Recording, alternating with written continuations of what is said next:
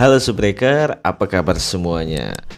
Masih bersama Bangke di sini dan kita akan membahas Aku Bukan Dewa part 22. Nggak usah basa-basi, kita langsung aja.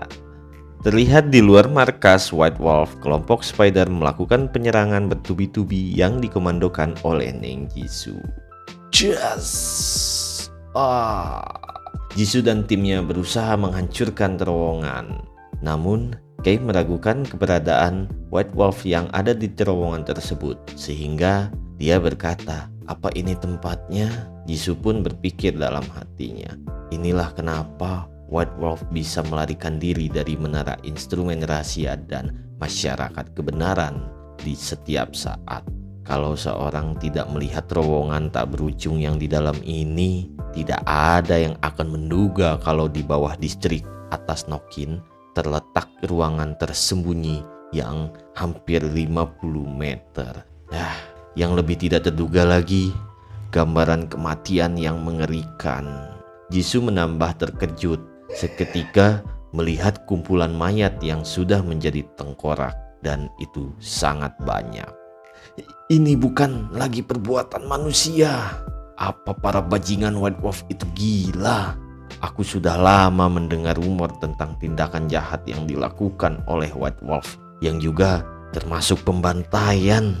Apa yang tidak ku tahu adalah mereka menyembelih mayatnya. Dilihat dari situasi ini, tindakan ini sudah berlangsung selama 1 periode. Faktanya, aku takut ini mungkin hanya satu dari sekian banyak. Namun Jisoo lengah dikarenakan dia terkejut melihat kumpulan mayat yang sudah menjadi tengkorak yang sudah dibantai oleh kelompok White Wolf. Dan Dugon pun siap melakukan penyerangan mendadak dari belakang. Seketika Kai menahan serangan dadakan dari Dugon hingga ia muntah darah dan ia berkata, "Nona, hati-hati." "Sweet." "Oke," jawab Jisoo. Dengan keberadaanku di sekitar, jangan beraninya meletakkan tanganmu pada Nona, dasar gendut. Jisoo yang melihat Kei terluka, ia pun marah dan langsung menyerang Dugon dengan sekuat tenaga hingga wajahnya pun hancur. Bajingan! Kei pun jatuh di pelukan Neng Jisoo hingga terlihat nenennya yang kencang dan besar. Asik. Fokus Bangke. Kei, apa kau baik-baik saja? Bagaimana lukamu? Apa itu serius? Kau bodoh, kenapa kau harus menahan serangan itu? Kau bahkan bukan targetnya. Lukamu setidaknya membutuhkan waktu yang beberapa lama untuk menyembuhkannya. Nona, ini kewajibanku untuk melindungi Nona. Aku tidak tahan melihat Nona terluka. Aku minta maaf karena melebih-lebihkan diriku yang menyebabkan Nona terluka. Tidak, kecerobohanku lah yang membuatmu terluka. Aku minta maaf karena tidak kedewasaanku. Kau menjadi terluka demi diriku. Tahanlah, aku akan membawamu ke markas. Serahkan sisanya padaku. Neng Jisoo yang nampak panik, dia pun segera memanggil kawannya dan berkata, "Kalian kirim Kei ke markas untuk perawatan. Pastikan keselamatannya, beberapa pun harganya." Bukan beberapa, maksudnya berapa. "Baik Nona," ucap mereka. Ketika Neng Jisoo merasakan aura bahaya dan dia mengetahuinya bahwa itu adalah panah dari menara instrumen rahasia. "Hati-hati, lari semuanya." Di saat mereka semua lari menghindar Dugon, dan panah itu pun melesat di tubuh Dugon hingga menghancurkan tubuhnya. Hujan-hujan yang membasahi mereka saat dalam pertarungan membuat lebih dramatis. "Pergilah, terlalu bahaya di sini," ucap Nona Jisoo yang memperingati bawahannya untuk membawa Kei. Neng Jisoo pun pergi dan dia melanjutkan pertarungannya. Seketika dia terhenti melihat panah. Itu kan inskripsi pencahayaan penyihir putih. Di atas dia menatap langit, terdapat kilatan cahaya kuning seperti petir, dan seketika petir itu menghancurkan tempat Neng Jisoo berpijak. Sialan, ucap Neng Jisoo. Nampak terlihat segel darah pun terbentuk, dan di atas gedung terdapat 3 orang bayangan hitam, dan sudah diketahui itu adalah Helik. Helik sialan. Nona Lee, sudah lama ya, jawab Helik. Kau sepertinya menjadi lebih kuat. Helik pun pergi melangkah dan siap bertarung bersama Neng Jisoo. Kau beruntung karena bisa mendapatkan kendali penuh atas darah tercemar. Apa itu kekuatan yang diberikan oleh pemilik toko buku itu padamu?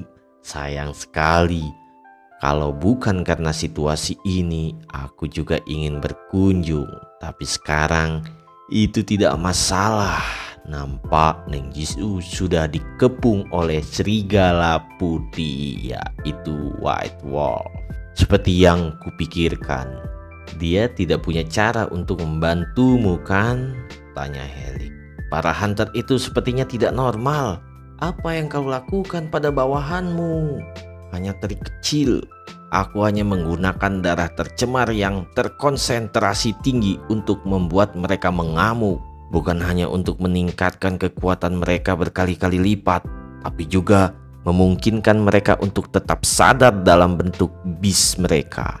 Tapi sekali mereka tidak bisa tetap terkendali dalam mode mengamuk, mereka akan meledak.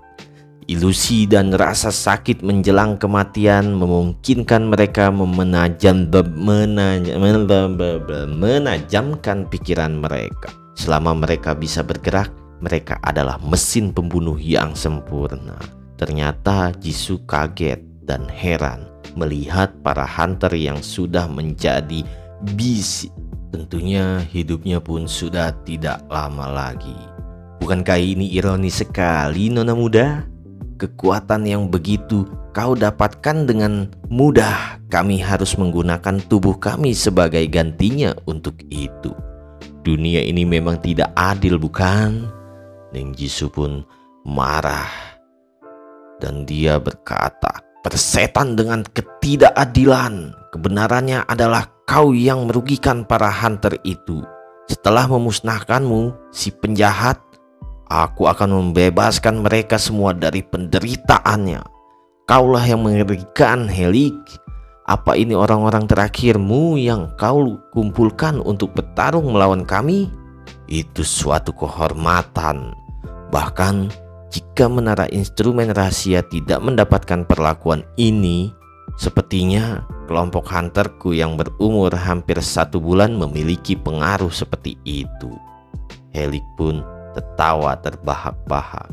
"Hehehe, lidah yang begitu fasih, tapi itu tidak akan mengubah takdirmu. Sekarang, karena sudah seperti ini, aku tidak akan mundur sampai salah satu dari kita mati. Kita hanya bisa terus bertarung." Dengan tatapan yang tajam, Helik pun menambahkan, "Kau akan aku bunuh. Pihak yang berhasil bertahan akan menjadi masa depan dari hunter, semua para hunter." "Hentikan omonganmu." Neng Jisoo yang begitu marah, ia pun berubah menjadi beast jenis serigala. "Ya, waktunya kita menyelesaikan balas dendam di antara kita." Anjing batuk.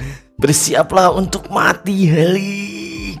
Helik pun berusaha mengeluarkan kekuatannya juga dan berubah menjadi beast. "Datanglah, Nona muda. Aku tidak sabar mencabut tenggorokanmu yang lembut itu. Rasa darahmu pasti ekstrim. Seketika mereka berdua pun berubah menjadi beast, yang satunya serigala putih, yang satunya serigala coklat, tapi ya sama-sama serigala.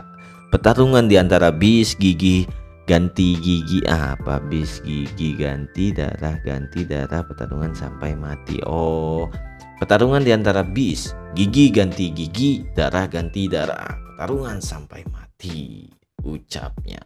Di pertarungan terakhir dengan Helik, aku percaya aku bisa menghadapinya secara langsung dan muncul sebagai pemenang. Dan untuk kegelisahan yang kurasakan pastilah karena aku sudah meremehkan kegilaan mereka. Sekarang Spider bertarung habis-habisan dengan White Wolf, tapi para pemburu dengan darah sadar tidak memiliki kekuatan untuk menghadapi pemburu White Wolf yang mengumpulkan kekuatan dari darah tercemar. Kalau kami berhadapan secara langsung, para bawahanku akan menjadi korban. Aku malu menghadapi diriku sendiri kalau aku tidak bisa mempertimbangkan ini. Sekarang aku hanya berharap lebih sedikit korban. Kumohon, kalau saja para pendatang baru itu bisa membaca niatku. Jadi Neng Jisoo ini berpikir kalau White Wolf sama Spider itu bakalan bertarungnya itu secara fair gitu loh. Ternyata pas di orang datang, ini si White Wolf anggotanya itu sama si Helik udah dikasih darah tercemar dengan dosis yang udah nggak wajar, karena di orang itu udah bukan bentuk manusia lagi gitu. Mereka itu bukan bentuk manusia lagi, udah memang setengah dari beast. Dan otomatis kalau ngelawan pasukannya Spider, yaitu anak buahnya si Neng Jisoo, anak buah Neng Jisoo kalah dong. Dia cuman manusia biasa yang dikasih dosis sedikit doang gitu, buat dosis wajar. Untuk para hunter ini dia harus menghadapi semua pasukan White Wolf dengan dosis yang udah nggak wajar, yaitu dosis ekstrim. Nah, hal itulah yang membuat Neng Jisoo meminta dan berharap bahwasannya prajuritnya itu selamat atau paling nggak bisa kabur. Scene berpindah, kita dilihatkan situasi dari pasukan Spider. Wanita dari kelompok Spider itu berlari. Dia ketakutan. Cepatlah, lari dari sini. Aku harus melaporkan situasi akhir-akhir ini kepada ketua. Para White Wolf ini sedang mengamuk.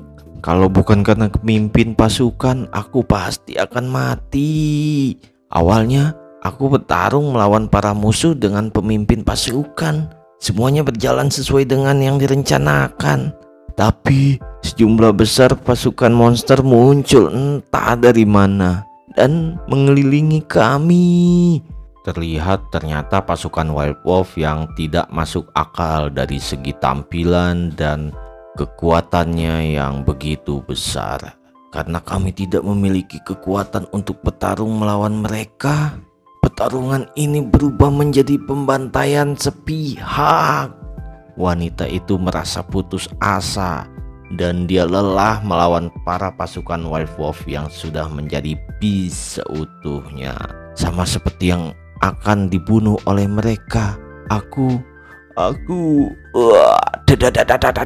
Seorang cowboy hunter pun datang. Lari, aku akan menahan mereka di sini. Cepat, jangan sia-siakan pengorbanan kita. Salah satu dari kita harus selamat. Papa Modero, aku memerintahkanmu untuk meninggalkan tempat ini dan temukan ketua kita. Ternyata hunter wanita tersebut pun bernama Papa Monteiro. Tapi pemimpin pasukan, berhenti mengkhawatirkan situasi di saat ini. Aku adalah pemimpin kelompok pertempuran pertama Spider, Iskar Virgil. Tidak ada masalah dalam menahan mereka. Aku bahkan bisa mengalahkan mereka. Dan diketahui ternyata cowboy hunter tersebut bernama Iskar Virgil, dan dia adalah pemimpin kelompok pertempuran pertama dari Spider. Dengan tidak menyia-nyiakan kesempatan, Pava pun pergi lari dan dia bergumam dalam hatinya, ambil kesempatan ini untuk lari ke arah itu. Ingat, kau tidak bisa berhenti berlari. Aku minta maaf memimpin pasukan. Aku tidak akan lagi mengatakan matamu aneh. Sambil menangis, Pava pun lari. Ah, kau harus selamat. Dia. Ternyata seketika di depan Pava Memtero pun terlihat Iskar terbang melayang. Dia mental dihantam oleh pasukan White Wolf. Oh, kau sangat lemah. Apa ini bos Spider yang dikatakan Helik agar berhati-hati melawannya? Hanya begini saja, hah? Tanya pria bertopeng yang dari pasukan White Wolf. Dengan bingung, Pava pun berusaha mencoba melawan dengan kunai. Siapa di sana? Menjauh dari pimpin pasukan. Swing, swing, swing, sop, sop, sop. Itu sia-sia, ucap pria bertopeng dari White Wolf. Sedar. Seketika muka dari Pava pun terkena hantaman dari pria bertopeng itu. Safa yang terkena pukulan telak dari tendangan pria bertopeng itu langsung memuntahkan darah dan dia tidak bisa berkutik. Pria bertopeng itu pun berkata, menjadikan sangat lemah. Aku jadi mengantuk. Aku sedang menantikan pertarungan kekuatan. Tapi sepertinya aku harus mencari Nonali untuk bersenang-senang. Nonali yang dimaksud itu adalah Nona Jisoo ya. Jisoo, Neng Jisoo. Nah, pria bertopeng itu pun melepaskan topengnya dan dia berkata, merasa terhormatlah Nona cantik karena mati di tanganku. Hunter tingkat peniki, kau adalah yang beruntung melawanku. Haha, mengurus sampah sepertimu secara pribadi, dia menyuruhku dan memperingatkanku. Sepertinya dia harus mempertimbangkan posisinya untuk diserahkan kepadaku. Sepertinya Helik terlalu lemah untuk menjadi ketuaku. Pria itu pun mendekati Safa. Dia berencana untuk mengakhiri semuanya. Dan seketika berjalan mendekati Safa, ternyata Safa telah membuat jaring jebakan dari kabel baja. Hehe, membuat jebakan menggunakan kabel baja saat aku tidak memperhatikan. Menarik, Safa berkata sambil terengah-engah. Sekarang sekitar 20 meter berada dalam kendaliku. Kalau kau tidak ingin terluka, tinggalkan pemimpin pasukan dan aku sendiri. Hah? Bodoh, kau benar-benar berpikir kau bisa melukaiku? Hahaha. Aku serahkan padamu, Clara. Nampak dari atas, wanita yang disebut Clara itu pun langsung terjun dan menghancurkan semua besi baja yang menjadi penghalang. Safa pun terkejut karena jebakannya pun hancur seketika. Clara pun berkata, keterampilan merangkaimu tidak seburuk itu, tapi berpikir untuk melukai seseorang menggunakan sampah tak berguna ini lucu sekali. Babar, aku suka gadis ini. Boleh aku membawanya untuk bersenang-senang? Tidak, ini mangsaku. Ternyata pria yang tadi bertopeng bernama Babar. Babar pun tidak mengizinkan Clara untuk mengambil alih mangsanya. Babar berjalan dan menjambak rambut Safa yang sudah kelelahan. Jadi, apa kau ingin menjadi mainanku? Tanya Babar. Kalau kau mau, aku bisa membebaskanmu dan pemimpin pasukanmu yang bermata ikan emas itu. Ayo, katakan sesuatu yang bagus. Buatlah aku senang. Safa yang sudah lelah, dia terlihat cantik karena sakit dan lukanya. Mimin jadi pengen. Safa pun menjawab, bermimpilah dasar bajingan. Mendengar ucapan Safa itu, Babar pun menjadi marah. Namun Clara pun mengejeknya dengan sampai terbahak-bahak. Dengan amarahnya, Babar langsung berkata, sepertinya kau masih tidak mengerti situasimu sekarang. Awalnya aku berpikir untuk membiarkanmu mati dengan cepat setelah aku bersenang-senang denganmu. Tapi sekarang aku mengubah pikiran. Terlihat mata Safa telah dicongkel satu dan dia pun mengeringai kesakitan. Lidah Safa pun ditarik untuk diputuskan. Barbar ini kejam banget, anjay, sadis dia. Memang barbar bener namanya, sama kayak namanya nih. Babar pun berkata, selanjutnya Aku akan memotong lidah yang berbicara omong kosong ini.